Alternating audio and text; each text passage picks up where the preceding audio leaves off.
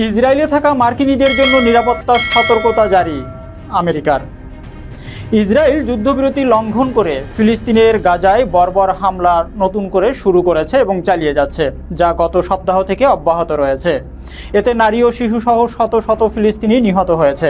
এই পরিস্থিতিতে হামাস তেল আবিবে রকেট হামলা চালিয়েছে এবং লেবানন থেকেও রকেট হামলা হয়েছে। এর পরিপ্রেক্ষিতে যুক্তরাষ্ট্র ইসরায়েলে অবস্থানরত নাগরিকদের জন্য নিরাপত্তা সতর্কতা জারি করেছে। মার্কিন দূতাবাস আমেরিকানদের বৃহৎ বিক্ষোভ এবং রকেট হামলার বিষয়ে সচেতন থাকার আহ্বান জানিয়ে নিকটতম আশ্রয়স্থলে অবস্থান জানার পরামর্শ দিয়েছে।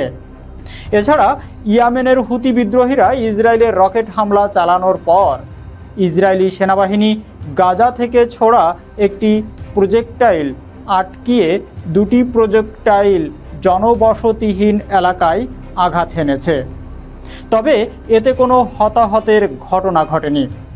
ইসরায়েল লেবানন সীমান্তে নতুন করে পাল্টা হামলার ঘটনা ঘটছে, যা আরও উত্তেজনা বাড়িয়েছে।